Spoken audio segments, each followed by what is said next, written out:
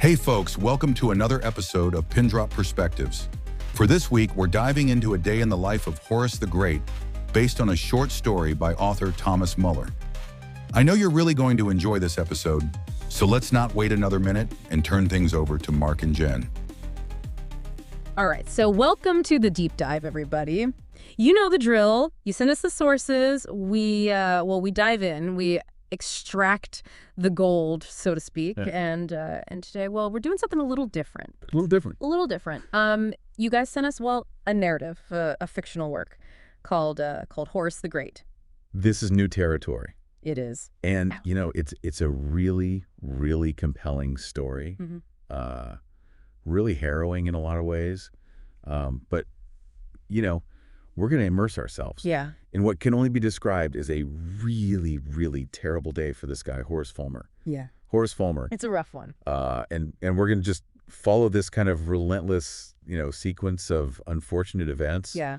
And see what we can glean from it. Yeah, I mean, what can we learn about the human capacity to withstand adversity? Or the lack thereof. Yeah. When does it break? Right. All right, so this day from hell for Horace kicks off in the therapist's office, right? Mm. And they do a great job setting the scene right away with this drabness. Oh, yeah. Tan walls, the lighting's kind of, it's almost institutional. Right. But then there's this one small detail that's almost defiant, like Dr. Watkins' essential oil diffuser.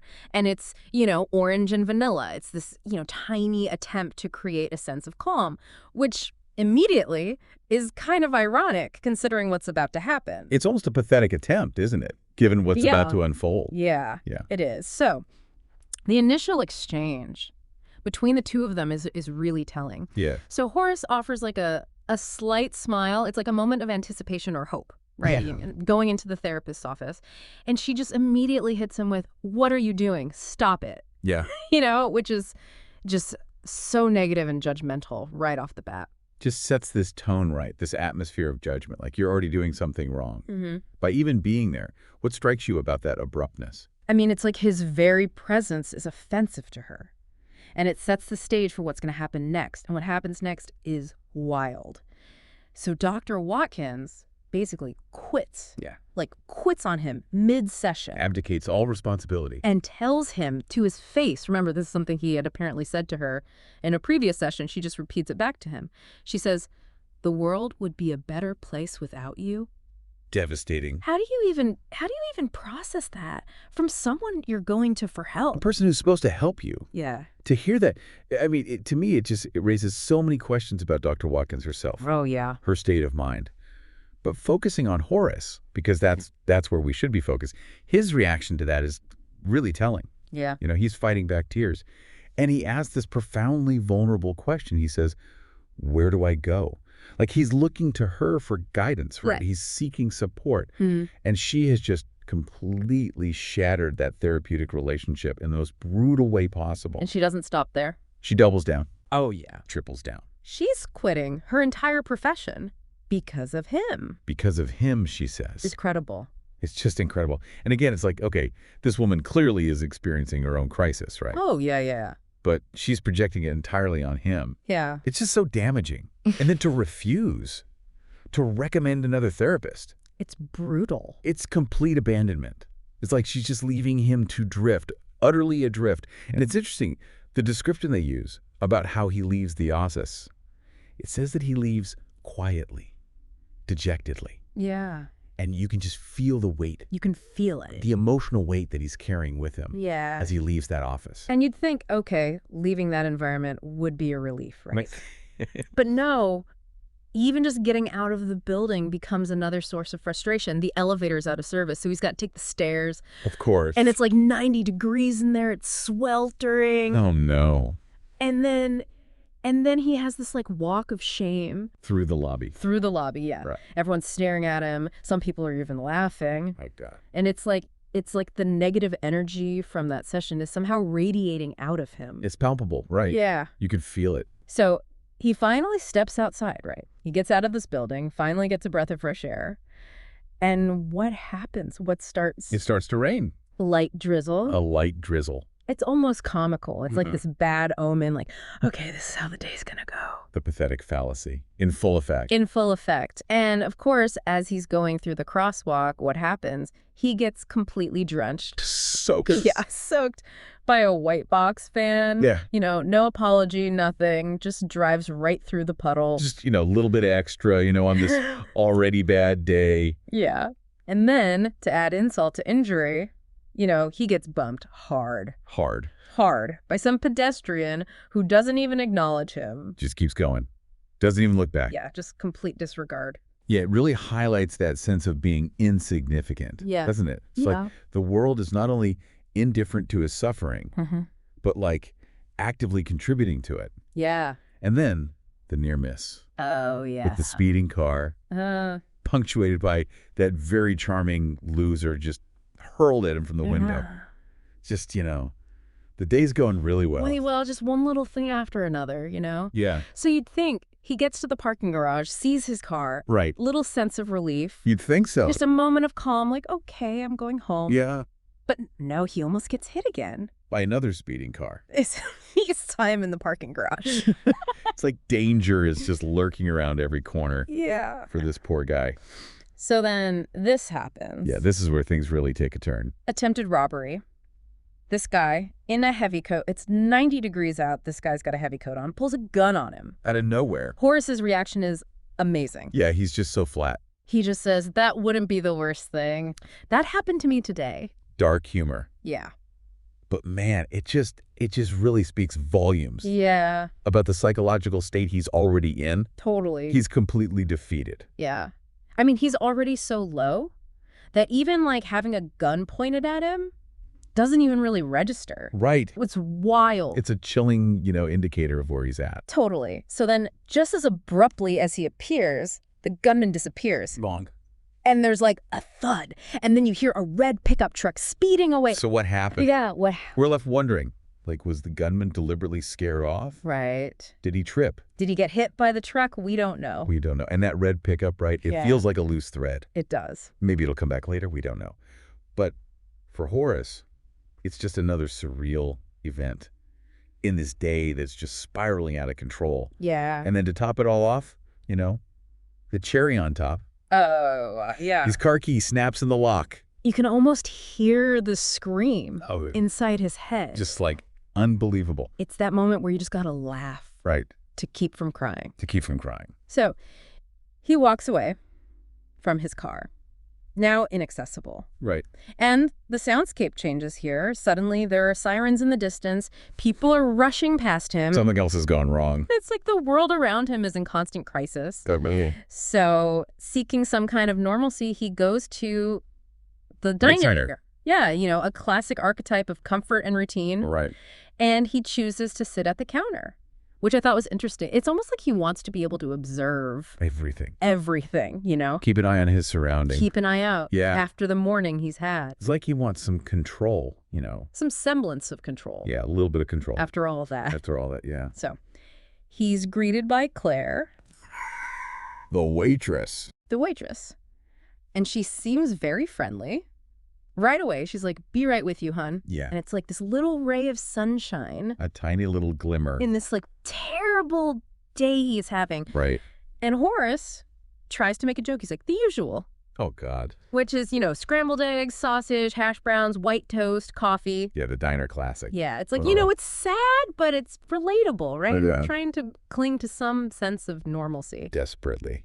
So he sees her notepad and he mumbles something about Dr. Watkins. Yeah, and I thought that was really interesting. Yeah. Because even in this, like, completely neutral interaction, Yeah. that encounter with Dr. Watkins is still echoing in his mind. Yeah. It's like it's just haunting him. Right. And then, oh, man, this is just classic bad luck. It's almost like cartoonishly unfortunate. Cartoonishly. The coffee spill. Oh, God, yeah.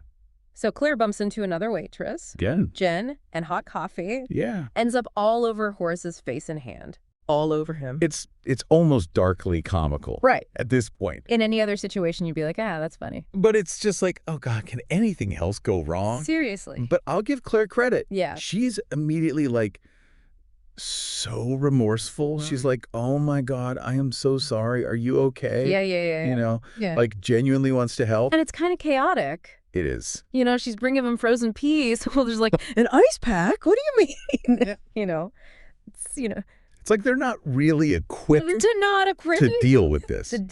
But they're trying, you know. And then there's this little moment where Jen quietly slips Claire this tube of cream. Yeah. An aloe-based cream. Just a little act of coworker support there. Yeah. Just like, hey, here you go. Here's something that might actually help. Exactly. Yeah. So Claire actually takes the time to apply the cream to his burn. Yeah. And it's an unexpected moment of tenderness. It is, you know. It's like this tiny human connection in this awful day. And then, of course, as this is happening, Horace realizes his wallet is missing. Oh, no. Gone. Stolen. Probably by that pedestrian that bumped him earlier. Yeah, probably. Just one more loss, right? Yeah. It's like, how much can this guy take? Seriously. But Claire, God bless her, she's still got his back. She does. She's like, look, don't worry about it. I'll cover your meal. Yeah. You know, make sure you report those cards stolen. She's a real one. She is. She's a bright spot. Yeah. In this very bleak day. Yeah. Yeah. But even as he leaves the diner, you still get this feeling that everyone's watching him. Yeah. That they're looking at him with either pity or suspicion.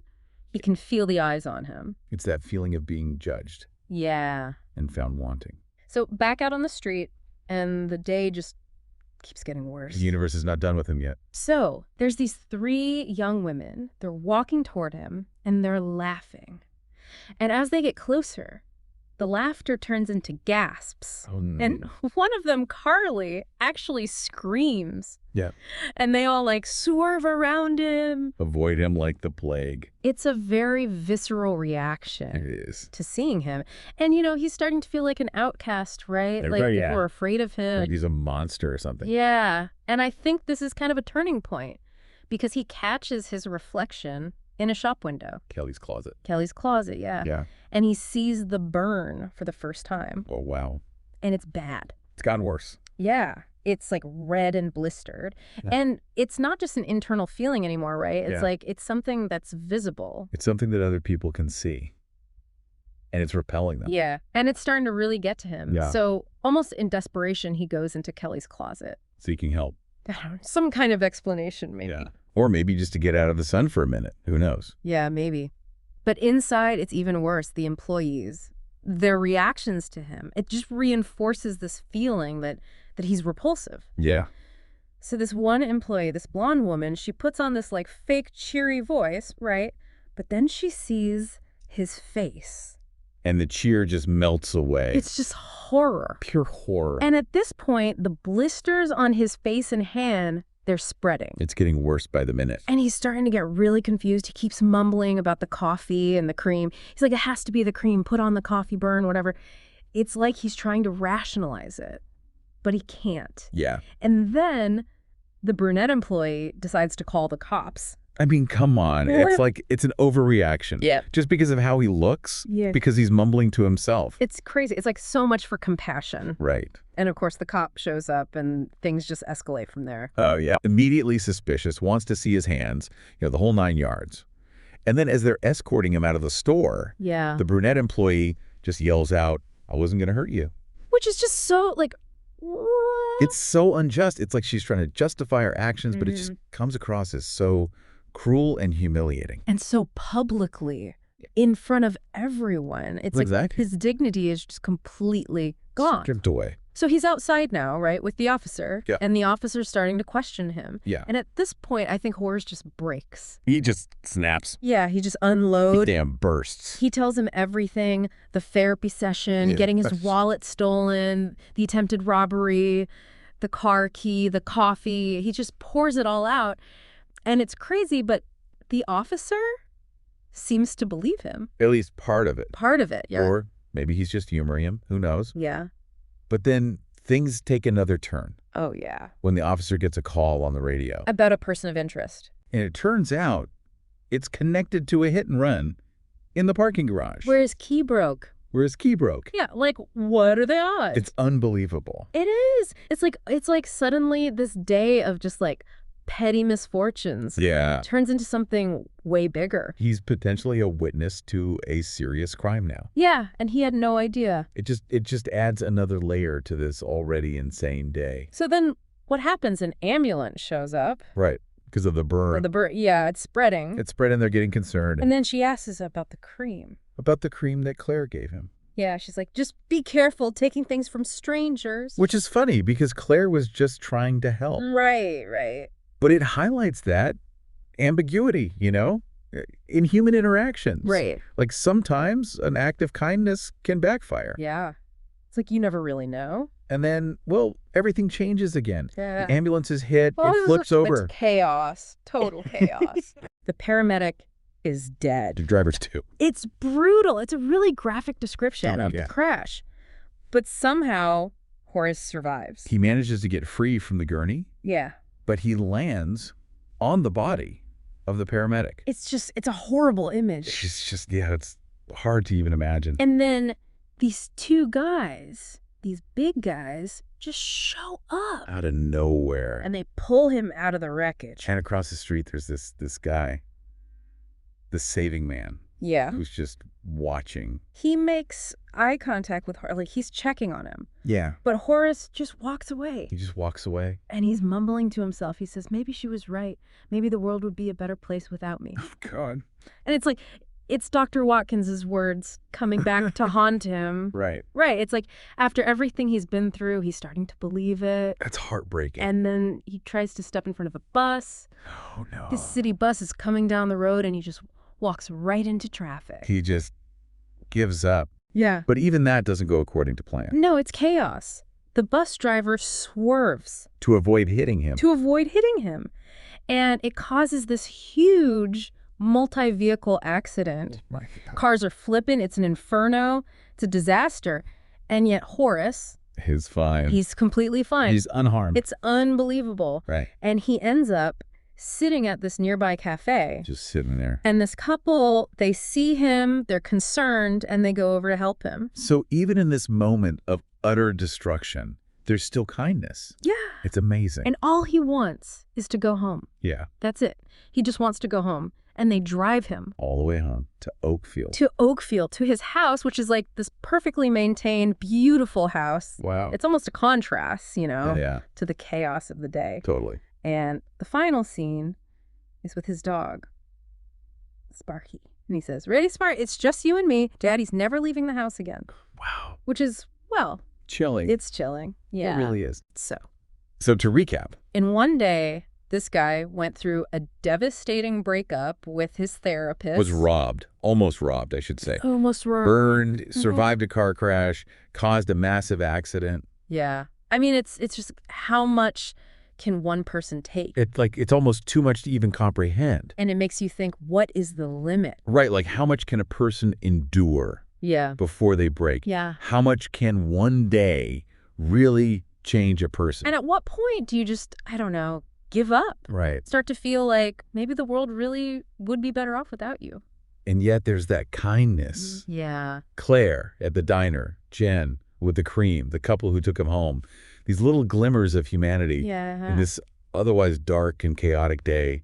What role does that compassion play? It's interesting. It really is. It's like it's not enough to save him, No. but maybe it's enough to, I don't know, to keep him going. Baby. Maybe. So Horace has retreated. Into his fortress of solitude. He's never leaving the house again. Is that self-preservation? Or is it defeat? What's waiting for him inside those walls? That's a good question. It makes you think about how fragile we all are. It does. How one day can just change everything. You really can. And sometimes it's not the big things, Yeah. It's the little things The accumulation of all these little things. that really break you. Yeah. Food for thought. A lot to chew on. A lot to chew on for sure. Thanks for listening, everybody. Until next time. See you then. Thanks for listening to this episode. If you enjoyed the deep dive into Horace the Great, You can read it in the collection Nothing to Fear by Thomas Muller, available on Amazon in paperback and Kindle, and is free to read in Kindle Unlimited. Next week, Mark and Jen drift into the academic and political world in the spec script Ivy League. Until then, remember, keep your perspective open. Artificial intelligence was used to assist in generating audio content for this episode.